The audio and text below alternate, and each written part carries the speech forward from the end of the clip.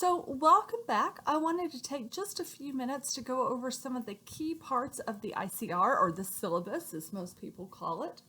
Now, I'm not going to read the entire thing to you, but there's a few key pieces that I really want to point out. You have my information here at the top. My office is on Northwest Campus. Of course, I'm not in the office this semester, so it really won't help you to go visit me.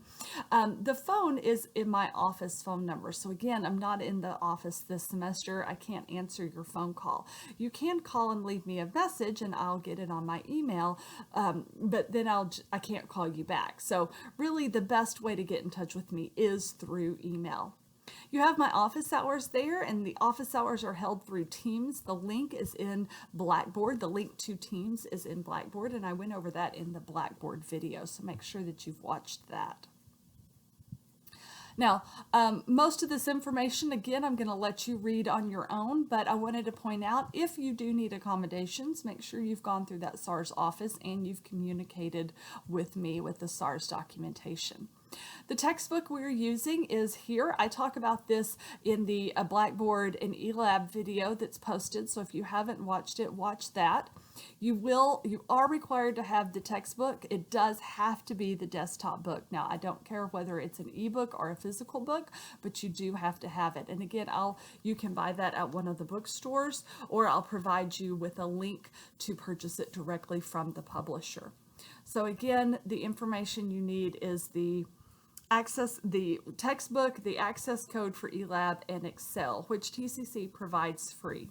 You will need access to a Windows-based computer to run QuickBooks 2020. You cannot use online QuickBooks, and QuickBooks cannot be installed on a Mac or a Chromebook.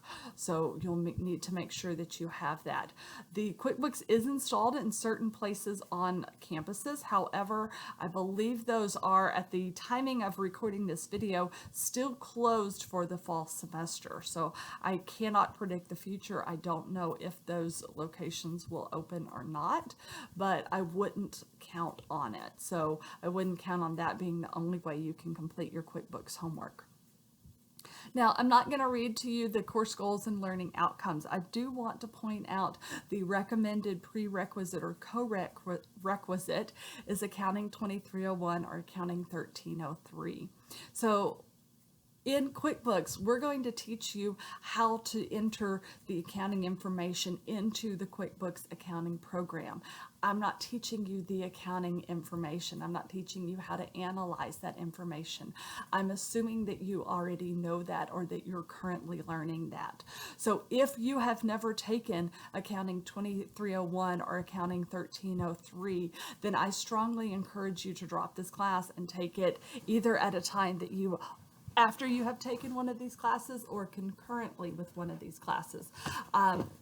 While it is just a recommended prerequisite and co-requisite, it is strongly encouraged. Students who don't have the background tend to really struggle in this class. And I don't want you to struggle. I want you to be successful, but you have to have that background of accounting knowledge in order to be successful.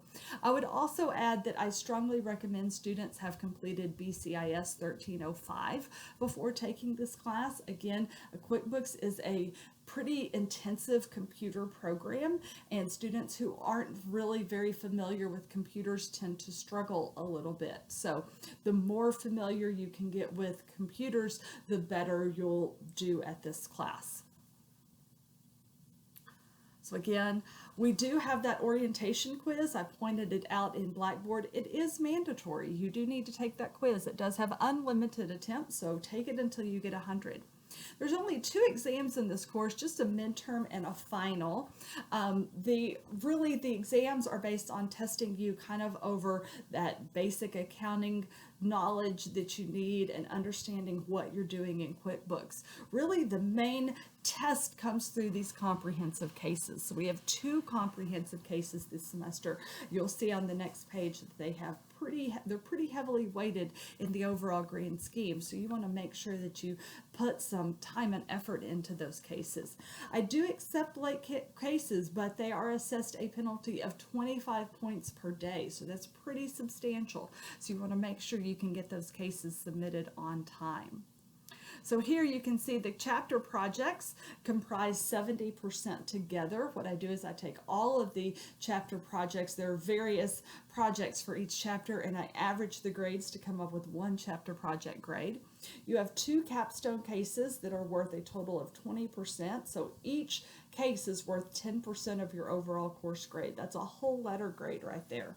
Then your midterm is worth 5%, and your final exam is worth 5%.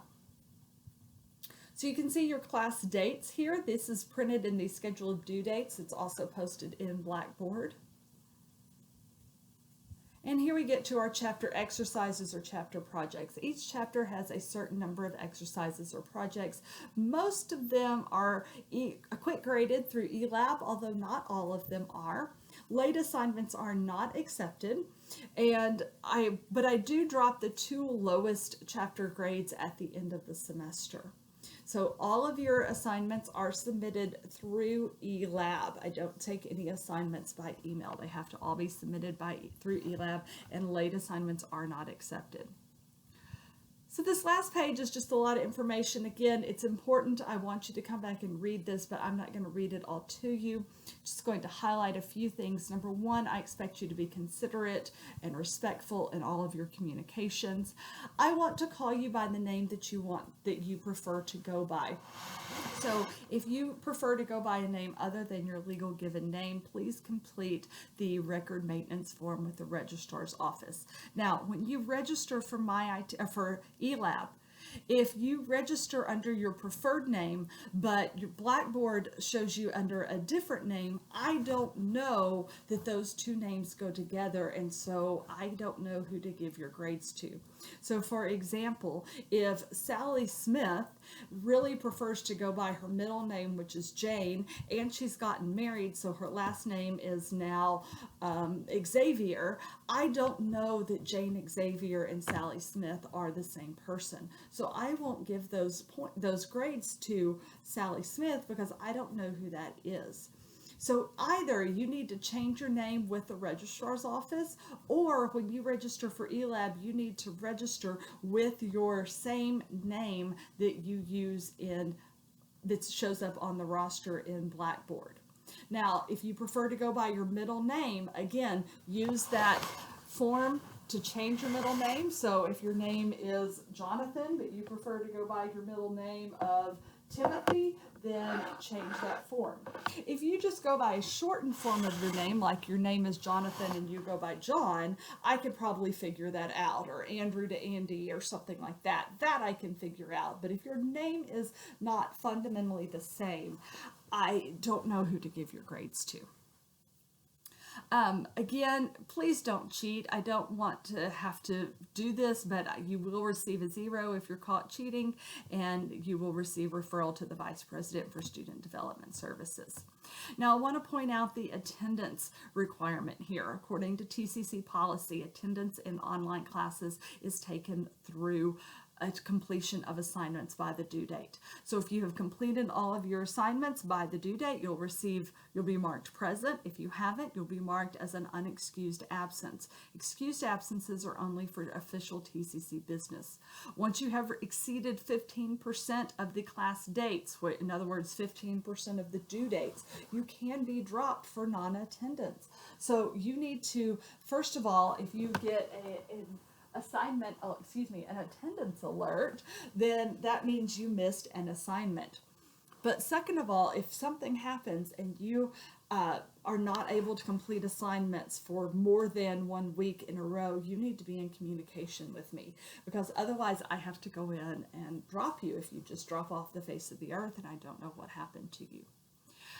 And again, the best way to reach me is through email. I do check my email every day, usually multiple times a day. I check it less on the weekend, but that's why all of your assignments are due on Monday.